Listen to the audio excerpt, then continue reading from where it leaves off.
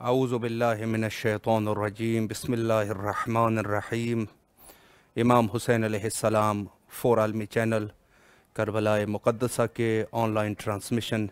Programme मारिफ़त मुंतज़र अजलल्लाहु तआला फ़रजहु शरीफ में आपकी खिदमत में हाज़िर है। और आपके इल्म में है कि हमारी गुफ्तगू का सिलसिला हज़रत मुंजी आलम बशरियत इमाम ज़माना अजलल्लाहु ताला फ़रजहु शरीफ के उन्वान से जारी है, जहाँ तक ताल्लुक़ है हज़रत इमाम ज़माना अलैहिस्सलाम की इमामत का। तो सबसे पहले इस सवाल को समझने के लिए हमें ख़ुद असल इमाम यानी जो इमाम है उसके बारे में मालूमात हासिल करने पड़ेंगे। यानी सवाल ये उठेगा कि मन हुवल इमाम, इमाम कौन होता है। मज़हब शिया के उलमा ने बहुत सारे उसके ख़साइस जो इमाम के होने चाहिए ज़िक्र फरमाए, लेकिन उनमें से ये चार जो कि नहायत ही मुहिम है और जिसको कहा जाए कि वो पूरे के पूरे जितनी भी ख़साइस है उनकी बुनियाद जो है ये चार चीज़ें हैं। उसमें से सबसे पहली चीज़ है कि इमाम मंसूब होना चाहिए। क्या मतलब यानी मंसूब होना चाहिए? मंसूब से मुराद ये है कि अल्लाह सुब्हानहू व तआला की तरफ से वो इमाम हो, यानी अल्लाह ने उनको इंतखाब कर लिया हो, ना कि इंसानों ने। चूँकि ज़ाहिर है कि इंसान अगर किसी चीज़ को इंतखाब करेंगे तो वो मनसब इंसानी होगा। जैसे आप देखते हैं मुख्तलिफ़ ममालिक में वज़ीर आज़म या सदर या किसी और ओहदेदार को वोट के ज़रिए से मंसूब किया जाता है।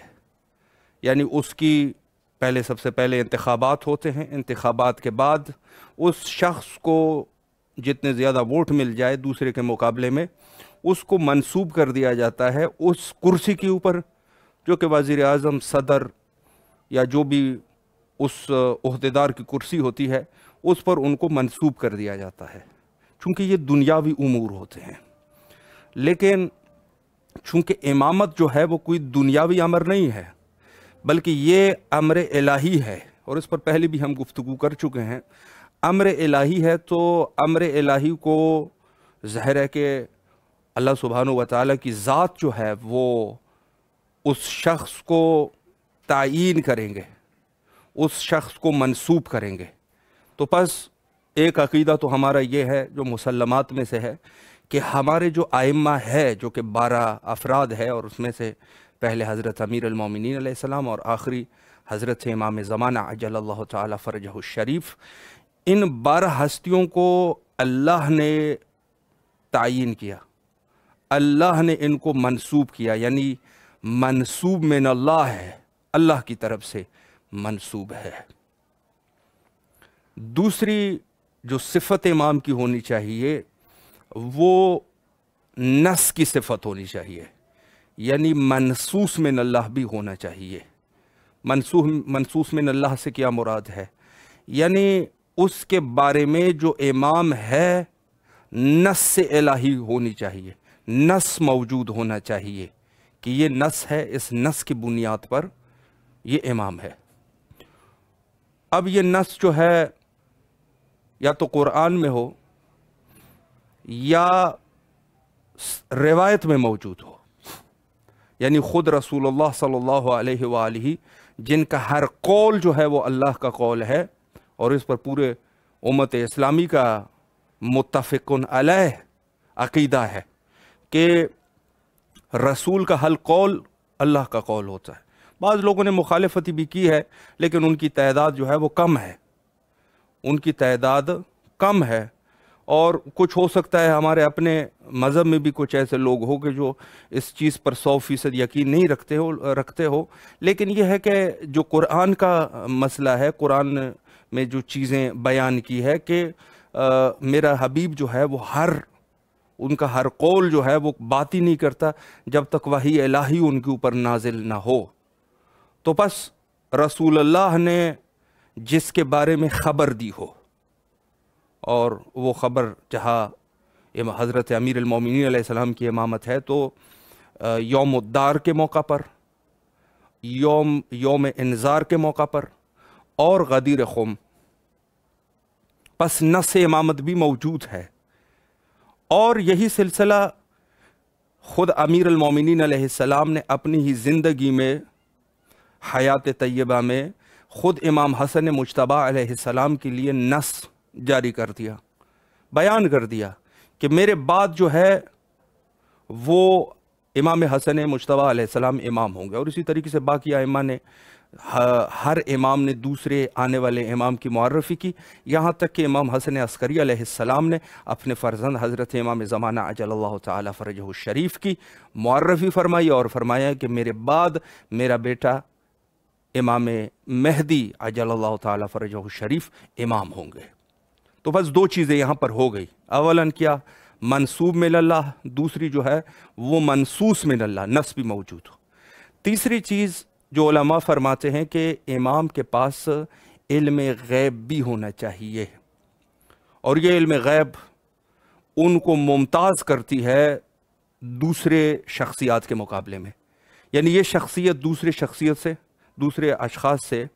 کیا ہے؟ ممتاز ہے، علم غیب ہے۔ ہزاروں مثالیں موجود ہے کہ امام ائمہ اطہار علیہ السلام نے کچھ ایسی غیب کی خبریں دی کہ جس کے بارے میں کوئی جانتا بھی نہیں تھا۔ اب یہاں پہ چونکہ سیگمنٹ ہمارا یہ مختصر ہے، انشاءاللہ العزیز اسی ٹاپک پہ، امامت کے ٹاپک پہ آج ہمارے معزز مہمان کے ساتھ بھی گفتگو کریں گے۔ لیکن یہ ہے کہ امام کے پاس علم غیب کا ہونا ضروری ہے، اس کے پاس وہ غیب کی خبریں دیتا ہو جس سے دوسرے لوگ عاجز ہو۔ بہت ساری مثالیں موجود ہیں ائمہ کی، اور آپ نے معجزات بھی سنے ہوں گے، اور بہت ساری کتابوں میں بھی لکھے ہیں کہ جو ائمہ نے جو اخبار دیے ہیں۔ مثلا اس میں سے ایک یہ ہے کہ خود حضرت سید الشہداء علیہ السلام اپنی شہادت کی خبر پہلے سے دے رہے ہیں،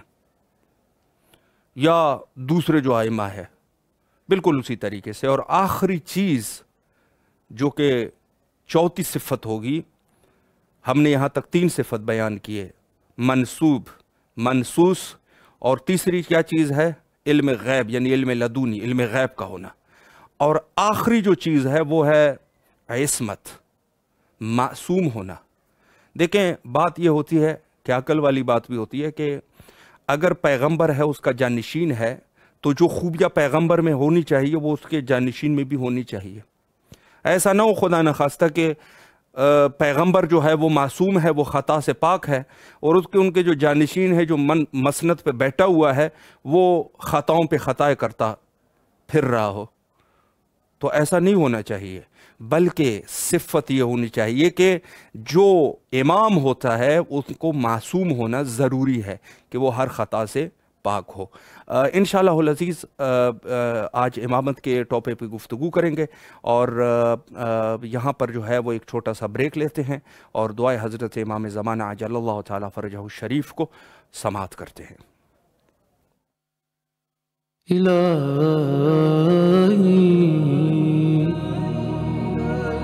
عظم البلاء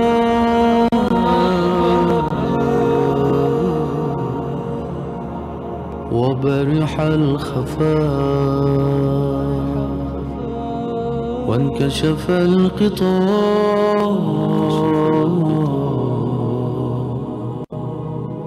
وانقطع الرجاء وضاقت الأرض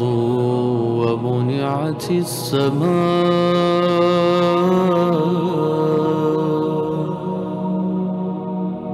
وأنت المستعان وإليك المشتكى وعليك المعول في الشدة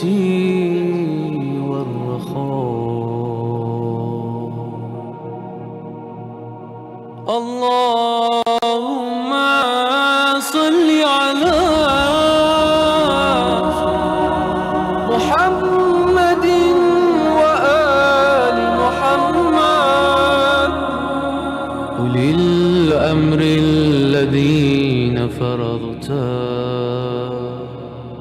علينا طاعتهم، وعرفتنا بذلك منزلتهم،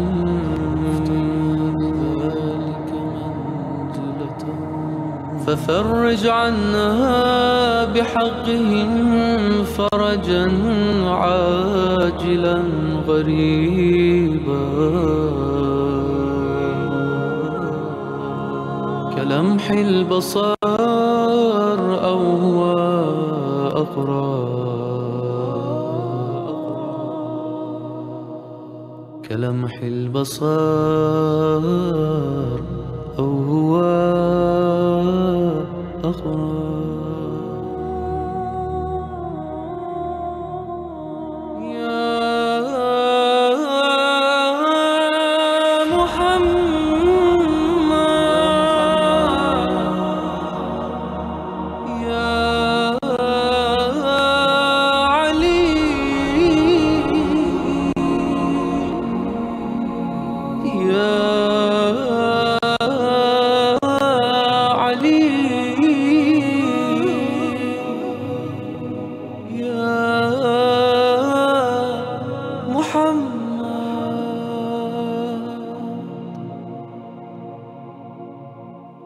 اكفياني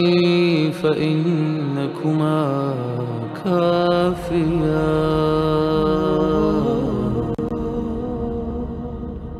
وانصراني فإنكما ناصران، يا مولانا يا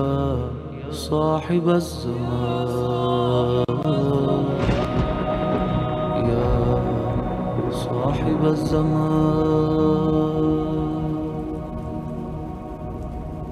الغوث الغوث الغوث، أدركني أدركني أدركني، الساعة الساعة الساعة، العجل العجل العجل، يا أرحم الراحمين،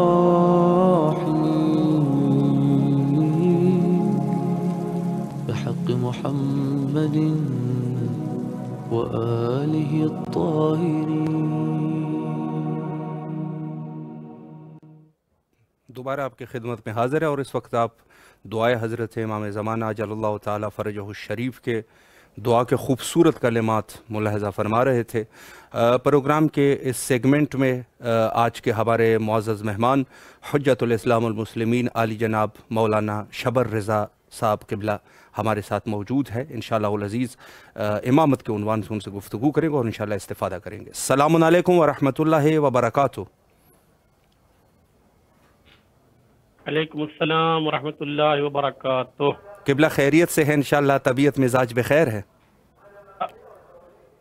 الحمدللہ، شکر اللہ، آپ بزرگواروں کی دعا ہے۔ اور آپ لوگ کیسے ہیں؟ سب خیریت سے ہیں؟ الحمدللہ قبلہ آپ کی دعائیں ہیں۔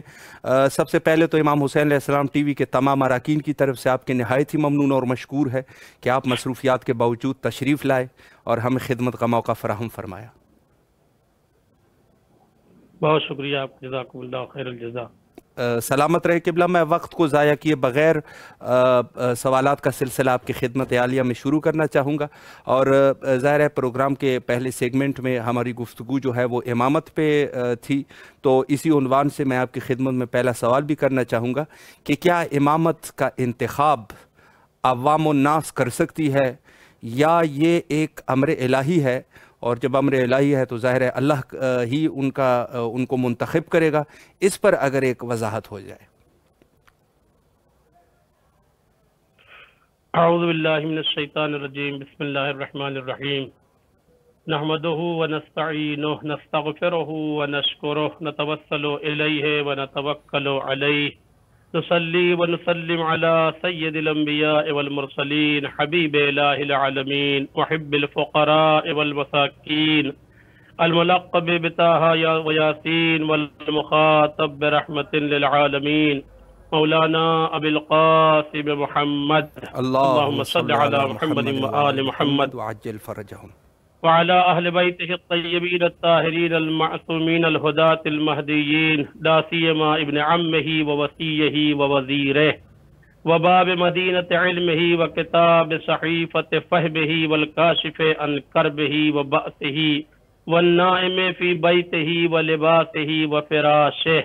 زينة المسجد والمحراب والمنبر ساقي سلسبيل والتسليم والكوثر فاتح بدر وحنين وخيبر قاتل مرحب وعمر وعنتر سبحان إمام المشرقين بائع البيعتين ساجد القبلتين والد الحسنين الذي لم يعبد صنما طرفة عين صاحب المفاخر والمناقب إمام المشارق والمغارب أسد الله الغالب غالب على كل غالب ومطلوب كل طالب نقطة دائرة المطالب الذي حبه فرض على الحاضر والغائب مولانا ومولى الكونين أبي الحسن والحسين أمير المؤمنين علي بن أبي طالب اللهم صل على محمد وآل محمد واللعنة الداعمة على أعدائهم أجمعين من الآن إلى قيام يوم الدين أما بعد فقد قال رسول الله صلى الله عليه وآله وسلم من مات ولم يعرف إمام زمانه فقد مات ميتة جاهلية السلام عليك يا أبا عبد الله السلام عليك يا ابن رسول الله السلام عليك يا ابن أمير المؤمنين السلام عليك يا ابن فاطمة الزهراء سيدة نساء العالمين السلام عليك يا أبا الفضل العباس يا ابن أمير المؤمنين السلام عليك أيها العبد الصالح المطيع لله ولرسوله السلام علیکم جمیعا شہداء کربلا ورحمۃ اللہ وبرکاتہ۔ سب سے پہلے میں آپ تمام حضرات جو اس پروگرام کو سرزمین مقدس کربلا بین الحرمین سے براہ راست نشر کرتے ہیں اور صبح و شام ہر روز اس مصروفیات میں رہتے ہیں، ان کو میں اپنی طرف سے اپنے شہر حیدرآباد کے تمام مومنین کی طرف سے خاص کر جناب آغائے محسن منصوری جنہوں نے اس پروگرام کو معین اور کرنے میں بڑا اہم رول نبھایا ہے اور بہت خاص طریقے سے انہوں نے وقت دیا ہے، اور جناب سید عباس الحسینی صاحب کا میں بہت بہت شکر گزار ہوں کہ انہوں نے مجھے اس سرزمین مقدس کربلا بین الحرمین سے اس پروگرام میں دعوت دی۔ یہ میرے لیے بہت فخر کی بات ہے، اور ایک طرف جہاں پر یہ لطف الہی ہے تو وہیں حسین ابن علی علیہ السلام کا کرم بھی ہے۔ بے شک بے شک۔ اس حدیث مبارکہ کو میں نے آپ حضرات کی خدمت میں پیش کیا ہے، وہ رسول اکرم کی بہت ہی مشہور و معروف حدیث ہے، من مات ولم يعرف امام زمانہ فقد مات میتۃ جاہلیہ۔ بے شک۔ سب سے پہلے تو اس حدیث مبارکہ کے حوالے کو میں پیش کر دوں کہ اس حدیث مبارکہ کو صرف ہمارے اہل تشیع علماء نے نہیں بلکہ اہل تسنن حضرات نے بھی اپنی کتابوں میں جگہ دی ہے اور نقل کیا ہے۔ جی، علماء شیعہ کی کتابوں میں سے میں صرف 2-3 حوالے آپ حضرات کی خدمت میں پیش کرتا ہوں۔ بسم اللہ۔ اس حدیث کو آقا کلینی رحمۃ اللہ علیہ نے کافی جلد 2 صفحہ 21 میں، جی، شیخ صدوق علیہ الرحمٰن نے کمال الدین و تمام النعمہ جلد 2 صفحہ 409 پر، خزاز نے کفایت الاثر النص علی الائمۃ الاثنا عشر صفحہ 296 پر، اور سنی علماء حضرات نے جیسے جناب بیہقی نے سنن الکبریٰ جلد 8 صفحہ 270 پر، نیشا پوری نے صحیح مسلم جلد 3 صفحہ 1478 پر، ابو داؤد نے مسند ابی داؤد جلد 3 صفحہ 425 پر، ابن حبان نے صحیح ابن حبان جلد 10 صفحہ 434 پر، ابن حنبل مسند امام احمد ابن حنبل نے جلد 28 صفحہ 88 پر، اور طبرانی نے الموجب الکبیر جلد 19 صفحہ 374 پر اس حدیث کو نقل کیا ہے۔ یہ وہ حدیث ہے کی جو بہت ہی مشہور و معروف ہے، اور دونوں فرقوں کے لوگ، عام لوگ بھی اس حدیث کو جانتے ہیں، جو دلالت کرتی ہے کہ زمین کبھی بھی امام حی سے خالی نہیں رہ سکتی، سبحان ہمیشہ اللہ، کسی نہ کسی امام کا وجود اس زمین پر ضروری ہے۔ بے شک، اور اس کے لیے اور بھی حدیث ہے، جیسے لولا الحجہ لساخت الارض باہلھا، اور اس حدیث میں جو رسول اکرم نے فرمایا کہ جو بھی اس دنیا سے گزر جائے جی، اور اپنے زمانے کے امام کو نہ پہچانے، بغیر پہچانے مر جائے، وہ صحیح، جاہلیت کی موت مرتا ہے۔ اللہ اور اس اکبر، کی توضیح و تشریح جو بیان کی گئی ہے وہ یہ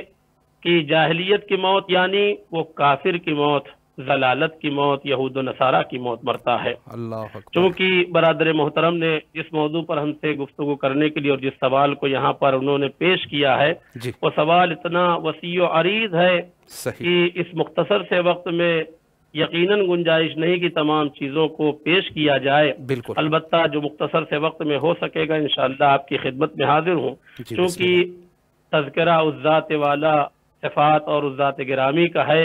کہ جس کے لیے خود رسول اکرم نے فرمایا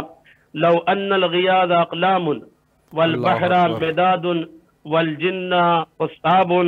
والانس کتاب سبحان ما اللہ، احصوا فضائل امیر المؤمنین علی بن ابی طالب۔ اللہ اگر اکبر، ساری دنیا کے لوگ مل کر کے بھی جی، مولا متقیان غالب کل غالب امیر المؤمنین علی بن ابی طالب علیہ الصلوۃ والسلام کے فضائل کو جمع کرنا چاہیں، جی، اکٹھا کرنا چاہیں، اس کا احصاء کرنا چاہیں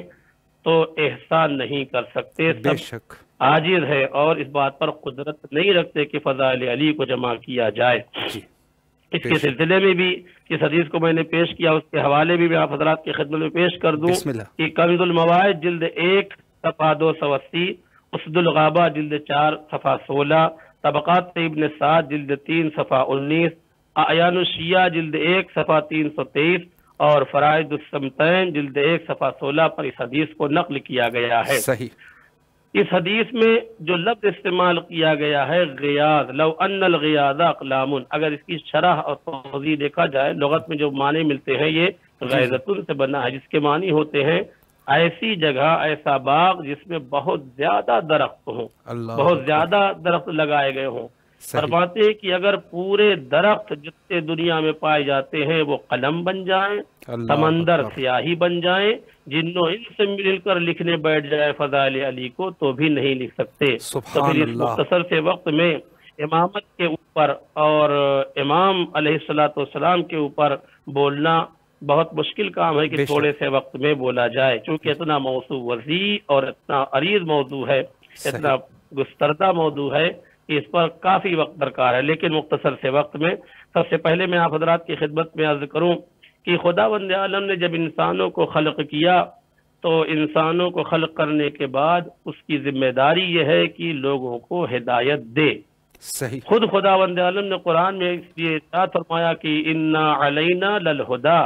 ہم نے جب انسانوں کو خلق کیا ہے تو اس کی ہدایت کی ذمہ داری بھی ہمارے ہی اوپر ہے۔ بے شک، اور اس کے علاوہ قرآن مجید میں پروردگار عالم نے ارشاد فرمایا قد جاءکم من اللہ نور و کتاب مبین، اللہ اللہ کی طرف سے تمہاری ہدایت کے لیے نور بھی آیا اور کتاب مبین بھی آئی۔ سبحان تمام اللہ، تفسیروں کو جب دیکھا جائے تو تفسیروں کے مطالعے سے اس کا جو مستفاد ہوتا ہے، جو اس سے حاصل ہوتا ہے، جی، یہ پتہ چلتا ہے کہ نور سے مراد یہاں محمد و آل محمد کا نور ہے، اور سبحان اللہ، کتاب سے مراد یہاں پر قرآن مجید ہے۔ اللہ اکبر، اللہ تبارک و تعالیٰ نے انسانوں کو جب خلق کیا تو ان کی ہدایت کے لیے نبیوں کا سلسلہ رکھا، جی، اور جب نبوت کا سلسلہ رسول اکرم صلی اللہ علیہ وآلہ وسلم، اللہم صلی علی محمد وآل محمد جی، کی ذات گرامی پہ ختم ہوا، تو پھر اب یہاں سے پروردگار عالم نے امامت کا سلسلہ شروع کیا۔ صحیح، اور جناب ابراہیم علیہ الصلوۃ والسلام کی جو دعا فرمائی تھی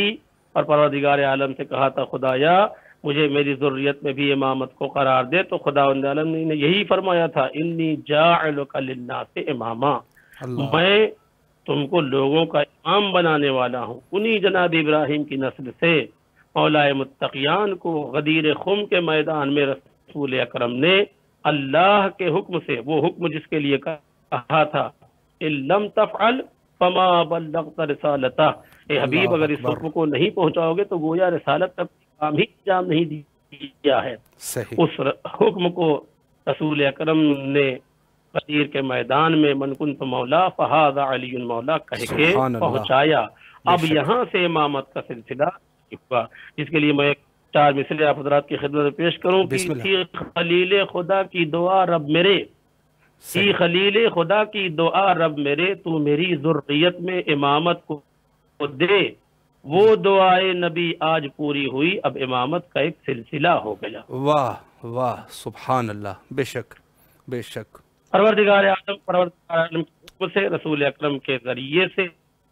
پروردگار عالم کے حکم سے رسول اکرم کے ذریعے سے رسول خدا نے امامت کو نصب کیا، امامت کا سلسلہ جاری کیا، پھر یہ امامت کا سلسلہ چلتا رہا اور یہ سلسلہ 12ویں امام تک پہنچا۔ اس کے لیے رسول اکرم نے اپنی حدیثوں میں ارشاد فرمایا، انی تارک فیکم الثقلین کتاب اللہ و عطرتی اہل بیتی۔ اس کے بعد یہ جو حدیث ہے کہ میں نے تمہارے درمیان 2 چیزوں کو چھوڑا، یہ حدیث بالکل قرآن مجید کی آیت پر تطبیق کرتی ہے، بے جس شک، میں خداوند عالم نے قرآن میں فرمایا قد جاءکم من اللہ نور و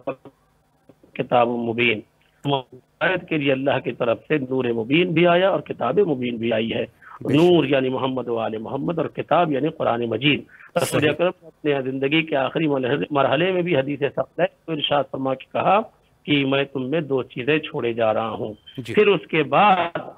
پروردگار رسول اکرم نے یہ فرمایا کہ میرے بعد 12 ائمہ ہوں گے، میرے بعد 12 امام ہوں گے، اور سبحان اللہ، امام نے ہر ایک کو، رسول اکرم نے ہر ایک کا نام بھی بتایا، جی، ہر ایک کا نام بتایا، اور آخری نبی کے آخری امام کے لیے فرمایا اسمہ اسمی و کنیتہ کنیتی، اس کا سبحان نام اللہ، میرا نام ہوگا اور اس کی کنیت میری کنیت ہوگی، کنیت ہوگی۔ ان تمام حدیثوں آیات کے متعلق پتہ چلتا ہے کہ امامت اور امام کا منصب اتنا پاک و پاکیزہ اور معصوم منصب ہے کہ اسے سوائے پروردگار عالم کے کوئی دوسرا منتخب نہیں کر سکتا ہے، کیونکہ یہ منصب الہی منصب ہے، یہ منصب پروردگار عالم کی طرف سے ہے، تو خداوند عالم ہی اسے منتخب کرے گا، عوام الناس یہ نہیں کر سکتی، کیونکہ عوام معصوم نہیں ہے، عوام سے غلطی کا امکان ہے، بالکل، اللہ اور رسول سے غلطی کا امکان نہیں ہے، لہذا منصب امامت کا انتخاب اور اس کو منتخب کرنا یہ صرف پروردگار عالم کا، پروردگار عالم ہی کے ہے، خداوند عالم ہی سے انتخاب کر سکتا ہے، عوام الناس نہیں کر سکتے۔ بے شک، بے شک قبلہ، بہت ہی علمی طریقے سے آپ نے جواب دیا، اور یقیناً فضیلت اتنی زیادہ ہے کہ یقیناً اس کم وقت میں سارے مطالب بیان نہیں ہو سکتے، اور بڑے خوبصورت الفاظ میں آپ نے گویا کہ اتنے سارے مطالب کو ایک مختصر وقت میں سب کے سب بحوث کی طرف اشارہ فرمایا۔ میں ایک سوال یہاں پر مزید آپ کی اجازت سے اضافہ کرنا چاہوں گا، وہ یہ ہے کہ خود القابات حضرت امام زمانہ علیہ السلام میں سے ایک لقب ہے لقب منجی، یعنی نجات دینے والا، تو امام زمانہ علیہ السلام کو یہ لقب کیوں دیا گیا ہے اور کیوں امام کو منجی کہتے ہیں، اس پر بھی اگر ایک وضاحت ہو جائے۔ جی، رسول اکرم نے جب اپنے زندگی میں تمام ائمہ کے نام کو بتلا دیا کہ میرے بعد میرا خلیفہ، میرا جانشین اور امام علی ہوں گے، اور اس کے بعد حسن پھر حسین، اور یہاں تک کہ ہمارے اور آپ کے بارے میں امام زمانہ عجل اللہ تعالی فرجہ الشریف صلی اللہ علیہ محمد محمد جی، تک نام کو بتلایا ہے، اور فرمایا کہ ان کا نام میرا ہی نام ہوگا، ان کی کنیت بھی میری کنیت ہوگی۔ صحیح، تو 12ویں امام کے بہت سے القابات ہیں، جی، بہت سے القابات ہیں، جس میں ایک لقب ہے منجی۔ جی، منجی یعنی نجات دینے والا، صحیح، منجی کے معنی ہے نجات دینے والے کے، اور یہ وہ لقب ہے کہ جسے صرف مسلمانوں کی کتابوں میں یا اہل اسلام کی کتابوں میں یا صرف شیعہ حضرات کی کتابوں میں نہیں، جی، بلکہ دوسرے مذاہب کی کتاب بھی اس کا تذکرہ آیا ہے، چاہے وہ الفاظ بدل کے آئے ہوں یا تطبیق میں ان لوگوں نے غلطی کی ہو، لیکن منجی کے معانی کے اعتبار سے اور منجی ہی کے معنی میں دوسرے مذاہب کی کتابوں میں بھی آیا، ہمارے مذہب کی کتابوں میں، ہماری کتابوں میں تو ہے ہی، قرآن مجید میں بھی ہے، لیکن دوسری کتابوں میں بھی منجی یعنی نجات دینے والا امام زمانہ کو کہا گیا ہے۔ میں شاہد کے طور پر 2-3 کتابوں کا نام آپ حضرات کی خدمت میں پیش کر دوں بسم اللہ۔ کہ رسول اکرم نے جب یہ فرمایا کہ میرے بعد 12 ائمہ ہوں گے، تو اس میں جو منجی کا خطاب دیا گیا ہے ہمارے اور آپ کے بارے امام کو، جی اس میں یہودیوں کی کتاب میں ذکر ہے کہ جس کا تذکرہ خود قرآن مجید میں ملتا ہے، وَلَقَدْ كَتَبْنَا فِي الزَّبُورِ أَنَّ الْأَرْضَ يَرِثُهَا عِبَادِيَ الصَّالِحُونَ۔ یہ کتاب یہودیوں کی کتاب میں ملتا ہے کہ ہماری زمین کے وارث ہمارے نیک بندے ہوں گے۔ جی مسیحیوں کی کتاب میں ملتا ہے انجیل میں کہ حضرت عیسیٰ علیہ السلام جب اپنے سفر پہ جایا کرتے تھے اور لوگوں کو اپنے سفر کے درمیان لوگوں کو منجی عالم بشریت کے بارے میں خبر دیا کرتے تھے۔ صحیح۔ اسی طریقے سے زردشتیوں کی کتاب زند میں ازدان یا اہرمان کا بھی تذکرہ ہے کہ دونوں کے درمیان جو جنگ ہوگی، پھر جنگ میں جو جیتے گا ایک بہرامی نام شخص کا ہوگا جو اس بربریت کو ختم کر دے گا۔ صحیح۔ ہندوؤں کی کتاب میں بھی آیا ہے کہ ایک شخص سفید گھوڑے پر تلوار لیے ہوئے آئے گا اور وہ گنہگاروں کو، ان کے بربریت کو اور ان کے گنہگاروں کے بدبختوں کو نجات دلائے گا۔ صحیح۔ اسی طریقے سے مجوسیوں کا بھی عقیدہ ہے کہ آخری زمانے میں ایک مصلح آئے گا اور وہ منجی ہوگا اور اس دنیا کے ظلم کو ختم کر دے گا۔ صحیح۔ یہ جو تمام اقوال پیش کیے گئے ہیں دوسرے مذاہب کی کتابوں میں، ان اقوال کی روشنی میں اگر تعصب کو دور رکھا جائے، دینی تعصب کو دور رکھا جائے اور تجزیہ اور تحلیل کیا جائے، تو منجی در حقیقت ہمارے اور آپ کے 12ویں امام زمانہ علیہ السلام کی ذات گرامی ہے، جو آئیں گے اور آنے کے بعد جس کے لیے خود قرآن مجید میں ارشاد ہوا ہے وَنُرِيدُ أَن نَّمُنَّ عَلَى الَّذِينَ اسْتُضْعِفُوا، یہ والی آیت جس کے بارے میں قرآن مجید میں ذکر کیا گیا ہے کہ ہم اس زمین کو وارث بھیجیں گے اور وارث بنائیں گے۔ اسی طریقے سے رسول اکرم نے اپنی حدیث میں بھی ارشاد فرمایا کہ يَمْلَأُ الْأَرْضَ قِسْطًا وَعَدْلًا كَمَا مُلِئَتْ ظُلْمًا وَجَوْرًا۔ وہ اس وقت آئے گا جب یہ دنیا ظلم و جور سے بھری ہوگی اور اس زمین کو عدل و انصاف سے اسی طریقے سے بھر دے گا جس طریقے سے ظلم و جور سے بھری ہوئی ہوگی۔ تو وہ آنے والا ہمارا اور آپ کا 12واں امام حضرت امام زمانہ علیہ السلام عجل اللہ تعالی فرجہ الشریف ہیں، جو آئیں گے اور جن کو منجی کہا گیا ہے، اور ان کے علاوہ کوئی اور ایسی ذات نہیں ہے کہ جسے منجی کہا جائے۔ تمام اقوال اور حدیثوں اور آیات کے ذیل میں اگر دیکھا جائے تو منجی یعنی امام زمانہ عجل اللہ تعالی فرجہ الشریف کی ذات گرامی ہے۔ بے شک۔ جس کے لیے میں جناب ڈاکٹر پیام آزمی صاحب کے 2 بند آپ حضرات کی خدمت پیش کر دوں کہ انہوں نے کہا مانا کی ابھی ہے تشنہ دہن صحرا صحرا گلشن گلشن، مانا کی ابھی ہے تشنہ دہن صحرا صحرا گلشن گلشن، مانا کی ہے صدیوں کے پیاسے یہ لالو گل یہ سرو سمن، پتی پتی ہے خشک زباں ڈالی ڈالی ہے تشنہ دہن، اللہ کے رحمت سے لیکن مایوس نہ ہو ارباب چمن، وہ بادل اٹھنے والا ہے جو سب کی پیاس بجھائے گا، سب ٹھاٹ پڑا رہ جائے گا جب آنے والا آئے گا۔ ایک روز یہ تم سے پوچھیں گے بیدار مقدر کس کا ہے، کس کی ہے ہوا کس کا ہے خلا نظم مہو اختر کس کا ہے، کس کا ہے تسلط صحرا پر گلشن میں گلے تر کس کا ہے، پانی پہ مسلح بچھنے دو تب کہنا سمندر کس کا ہے، جب اپنا سفینہ ابھرے گا طوفان کا سر چکرائے گا، سب ٹھاٹ پڑا رہ جائے گا جب آنے والا آئے گا۔ اور سرزمین دکن حیدرآباد سے جناب شمسام علی گوہر صاحب آواز دیتے ہیں کہ وجود حق سے یہ سارا نظام قائم ہے، وجود حق سے یہ سارا نظام قائم ہے، کسی کے فیض سے یہ انتظام قائم ہے، وہ اور ہوں گے یتیمان مذہب و ملت، ہمارے سر پہ ہمارا امام قائم ہے۔ السلام علیکم ورحمۃ اللہ وبرکاتہ۔ بہت ہی خوبصورت شعر، اگر زحمت نہیں ہے تو یہ آخری شعر کو ایک دفعہ پھر بھی اگر دہرا دے تو کافی پرمانہ شعر ہے، معذرت کے ساتھ۔ یہاں پر حیدرآباد کے مشہور و معروف شاعر مرحوم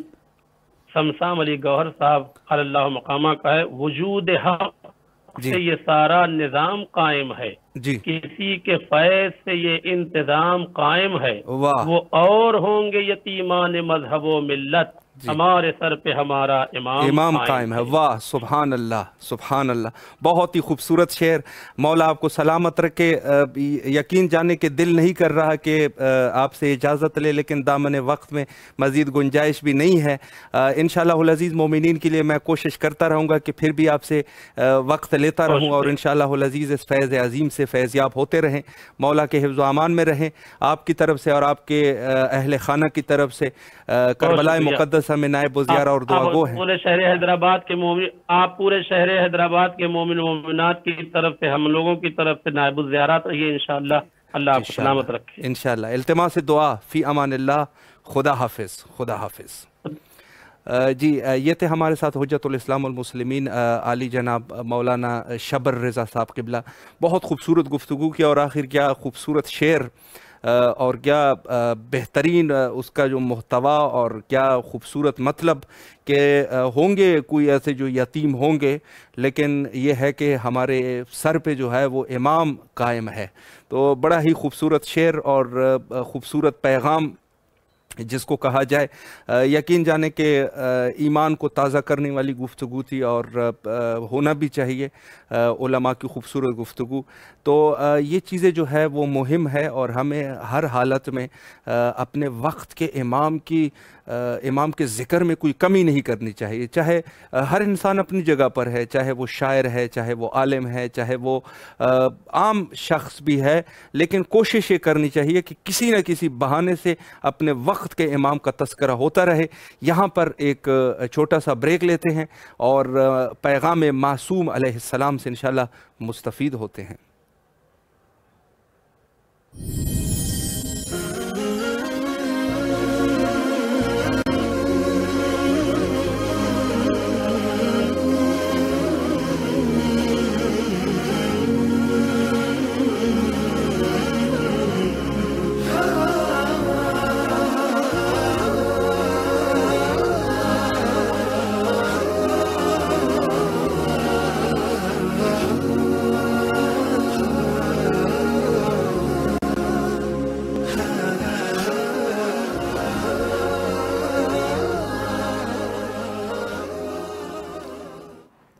دوبارہ آپ کی خدمت میں حاضر ہے، اور پروگرام کے آخری سیگمنٹ میں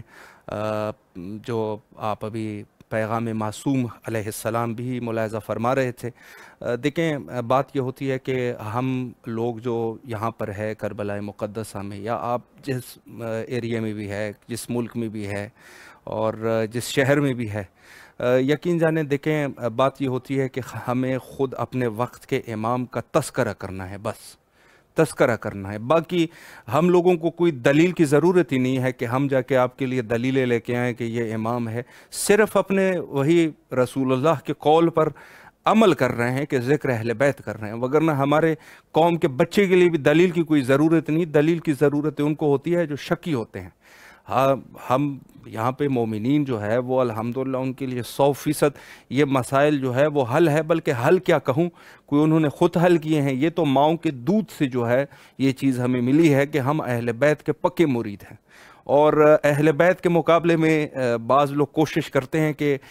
ہمارے مومنین کے عقائد پر حملہ کر دیں۔ کوئی نہ کوئی لوگ جو ہے اس میں کوشش کرتے ہیں کہ اہل بیت کے ساتھ ان کو بھی اس صف میں جو ہے لے آئیں، تو یہ چیز ناممکن ہے۔ اس کی وجہ کیا ہے؟ اس کی وجہ یہ ہے کہ جیسے میں عرض کر چکا ہوں کہ ہمارے قوم کے بچے کو بھی اس چیز کا جو ہے وہ شعور ہے کہ اہل بیت کے مقابلے میں جو شخص بھی لایا جائے وہ کچھ بھی نہیں ہے، کچھ بھی نہیں۔ اعتراض یہی ہوتا ہے ہمارے قوم پہ اور ہمارے مذہب پہ، اعتراض یہی ہے کہ ہم لوگ جو ہے وہ اہل بیت کے صرف اہل بیت کو ہی مانتے ہیں، باقی لوگوں کو توجہ نہیں دیتے۔ تو اولاً تو یہ اشکال غلط ہے، توجہ کیوں نہیں دیتے؟ اگر واقعاً رسول اللہ کے سچے صحابی ہیں جنہوں نے قربانیاں دی ہیں، جو شہید ہوئے ہیں، جنہوں نے غزوات میں شرکت کی ہے، جنہوں نے زحمتیں اٹھائی ہے، تو ہم لوگ جو اہل بیت، لیکن وہ بھی ان کو بھی اگر ہم قبول کرتے ہیں تو وہ بھی اہل بیت کی وجہ سے قبول کرتے ہیں، چونکہ وہ بھی اہل بیت کے مرید تھے۔ تو اس میں بھی شرط جو ہے پھر بھی وہی اہل بیت کی جو شرط ہے وہ اپنی جگہ پر قائم ہے کہ ہم اگر ان صحابیوں کو تصدیق کرتے ہیں تو وہ بھی اہل بیت والے تھے، تو تب ہم جا کے ان کو معتبر سمجھتے ہیں، اور ان کی قدموں کی مٹی جو ہے وہ ہماری سر آنکھوں پہ، تو ایسی کوئی بات نہیں ہے۔ لیکن یہ ہے کہ اگر اہل بیت کا مرید نہیں ہے ایک شخص، وہ کسی اور طریقہ کا ہے، تو وہ ہمارے ہاں معتبر نہیں ہوگا۔ البتہ یہ ہے کہ محفل اور انسانیت کے تقاضے یہی ہوتے ہیں کہ کسی کے مقدسات پہ خواہ حملہ نہیں کرنا چاہیے۔ ہاں، جو حقائق ہے وہ بیان ہوتے ہیں، تو حقائق تو بیان ہونے چاہیے، لیکن یہ ہے کہ ہم جو ہے وہ کسی کے مذہب کی اہانت نہیں کرتے، حقائق کو بیان کرتے ہیں۔ جو تاریخی حقائق ہوں گے، جو حدیثی حقائق ہوں گے، جو قرآنی حقائق ہوں گے، وہ ہم بیان کریں گے۔ لیکن یہ ہے کہ ہاں، کسی کے مذہب کے اوپر ہم اٹیک نہیں کرتے، اور ضرورت بھی نہیں ہے۔ جو چیزیں ہم سے مربوط نہیں ہیں ان سے کیا ہمارا تعلق واسطہ ہے؟ آپ خود دیکھیں، مذہب شیعہ کسی کو کوئی لان تان کرنے والا مذہب اس عنوان سے نہیں ہے، لیکن یہاں پر جو تولا اور تبرہ کی بات ہوتی ہے، تو تولا اور تبرہ وہیں پہ ہے کہ جہاں خدا اور اہل بیت کے لیے ہم تولا تبرہ کریں، وہ تو ہے۔ لیکن اگر دوسرے اس پہ ہے تو ہم دیکھیں، دین مسیح ہے، بہت سارے اور ادیان ہیں، ہندوازم ہے، بہت ساری چیزوں کو وہ مانتے ہیں جن کو جو ہمارے خود کے دین میں وہ چیز جو ہے وہ کفر ہے، یعنی ہم ان کے اوپر جسارت نہیں ہے، ہمارے لیے کفر ہے، ہم وہ چیزیں قبول نہیں کر سکتے، تو باقی جو ہے توہین نہیں کرتے۔ لیکن یہ ہے کہ جو تاریخی حقائق ہے ان کو بیان کرنا چاہیے، اور اپنے بچوں تک بھی، اور اپنے جو نیو جنریشن ہے، ہماری نئی نسل ہے، ان تک بھی یہ پیغام ضرور جانا چاہیے کہ مذہب شیعہ کے کیا اساسی عقائد ہے، اور انہی میں سے ایک عقیدہ جو ہے وہ عقیدہ امامت ہے، جو آج بیان ہوا آپ کی خدمت میں۔ البتہ بہت مختصر بیان ہوا، چونکہ ظاہر ہے کہ امامت جو ہے وہ ایک ایسا وسیع مضمون ہے کہ اس کے اوپر علماء نے جا کے کتابیں لکھ دی، تو وہ یقیناً اس تھوڑے سے وقت میں 40 منٹ میں 45 منٹ میں یقیناً بیان نہیں ہو سکتا۔ لیکن یہ ہے کہ کم از کم ان چیزوں میں سے جو اساسی چیزیں ہیں امامت کی، وہ ہمارے ذہن میں ہونی چاہیے، ہمیشہ ہونی چاہیے۔ اور امامت جو ہے وہ اس پر اعتقاد رکھنا شیعہ عقیدے کا اساس ہے، یعنی اگر امامت نہیں ہے اس میں، تو وہ جو ہے اس کو ہم پھر دین نہیں سمجھتے۔ تو بات یہ ہے کہ بعض لوگوں بڑا افسوس سے یہ کہنا پڑتا ہے کہ کچھ ایسے لوگ ہیں کہ جو ولایت امیر المومنین علیہ السلام کو بسا اوقات، یا امامت کو، یا ان چیزوں کو کہتے ہیں کہ یہ ہمارے دین کا حصہ نہیں ہے، ایمان کا حصہ ہے۔ ایمان کہاں؟ جو ایمان ہی نہ رہے تو دین کہاں رہے گا؟ دین تو